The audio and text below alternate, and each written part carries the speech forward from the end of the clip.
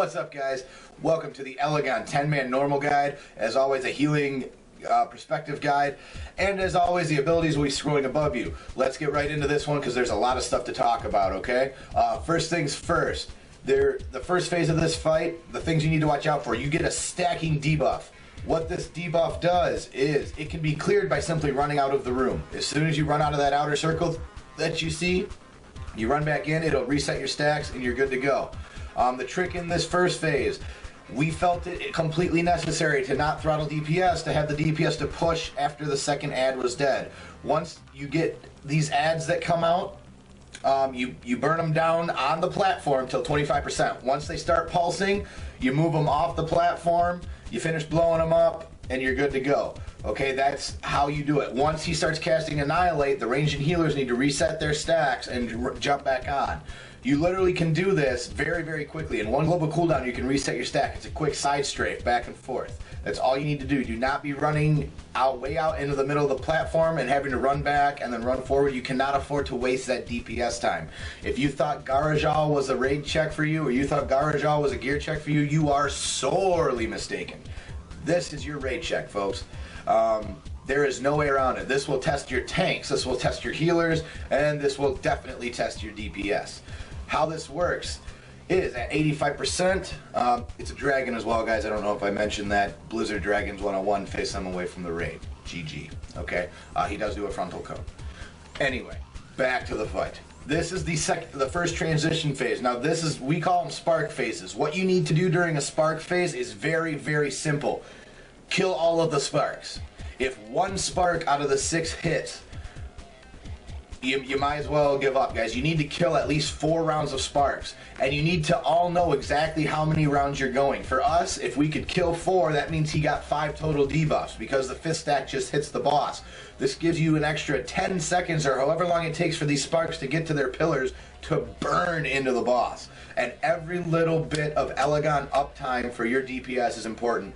Guys, I understand that you need to kill your sparks. I understand that the ads need to go down.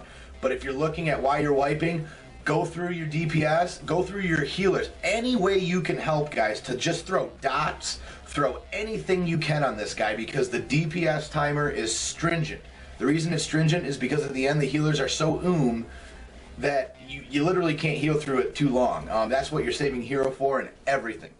As you're seeing right here, we have a pillar phase. Now during this pillar phase, really, really cool phase. What you want to do is you want to get all of, at least how we handled it, okay, is we got them all down to about 15-20%. Once they were at 15 or 20%, we counted it down, 3, 2, 1, kill, and then you blow them all up. The reason you do it this way is because if you just kill one at a time, you get ad pools spawning once one dies. So the quicker you can burn all 6 of them down at the same time, the closer proximity they are to each other and dying, the less time you have to deal with the ad phase. The other nice thing about this, as you can see here, there's pools.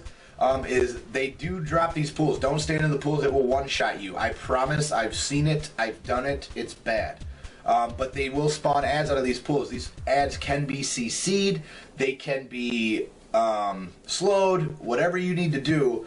Here's the trick. As our tank puts it, you can spit on them, you can slow them, you can kite them, you can do whatever you want, but don't pet them. And again, guys, don't pet the ads, tip 101 of the day. And then it's after that the platform reappears. As soon as that platform reappears, guys, get on it. There's no excuse to not be on it. It does a damage increase and a healing taken increase. It is imperative for your raid that you're on that platform as a DPS or a healer as much as humanly possible. Just real quickly while I'm talking about your stacking debuff that you get, you do not need to reset it that often. The only time that you need to reset it is when the ad's doing Annihilate, reset it. Other than that, you don't take damage, okay? You don't. So that's the only time you take damage is from that attack, that Annihilate and that pulse. So when you see them come out for Annihilate, jump out, reset your stacks, jump back in.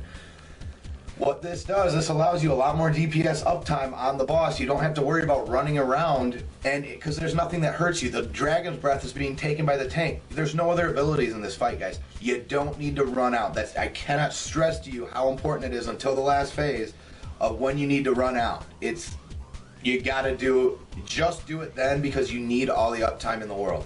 Your DPS needs to be pulling sick numbers to get through this, and if you don't, sorry, you're gonna have a lot of wipes, a lot of low percentage wipes. I believe we had a 0.3% wipe because we were 1 million damage short and 2 million damage short on 2 attempts, and then we killed them. Literally, the difference was healer's DPS. I'm not kidding you. We upped it from 1.2 million damage between the two of us to 3 million damage over the two of us, and we killed it. That was the difference. So I'm serious when I tell you guys, every single global cooldown matters. Do it right. If you're really thinking you're going to get this boss down, do everything right. One mistake will end this fight for everybody. Again, spark phase comes around again. Again, make sure you're resetting your stacks in between sparks. The other nice thing is make sure that as a healer, you're just, you're throwing dots, you're throwing hots, but you're trying to conserve as much mana as possible during these phases, because literally in that last phase, every single percentage of mana that you have is key. And I cannot stress this enough. We had to do this fight with 2 Resto Druids because our Holy Pally was out. I can't tell you how much coordination it took between the two of us with cooldowns and everything else to make sure that we had enough healing to do it. We even had our shaman using connectivity with Healing Rain to help out with the healing. We had a boomkin that was using, we had his trank available. I mean, we were using everything in our disposal, guys, to get this down. I'm telling you, like, make sure you have a cooldown chain. You're also popping hero during that phase, but again, I don't want to get ahead of myself. This phase is, again, the reason you're all deciding on how many sparks you want to hit the boss is because once that last round of sparks that you're supposed to kill dies, tunnel the boss. Because again, if you're not all on the same page, if one person kills their pillar thinking that they're going to go for another one, you're doing it wrong. Because all that time and all that DPS that you just burst into that spark, you should have been bursting into the boss. And that could be an extra 1 million damage, could be an extra 1.5 million damage. Every little bit of damage matters. I don't know how else to tell you it. You need to be coordinated. Every phase you need to be coordinated. Again, we did a pretty good job here with the pillars. As you can see, the pools that are spawning, don't stand in those again. And again, throw down your Ursol's Vortex if you're a healer. Throw down any any slowing abilities that you have, any speed increases that you have. Use them, because anything you can do to get back on the boss in this phase is key. Okay, on this last transition, what you want to do is after he hits 50%, you want to bring him back, and you all want to get back in your position, okay? Melee's got to use their own cooldowns and cycle. This is when you pop hero.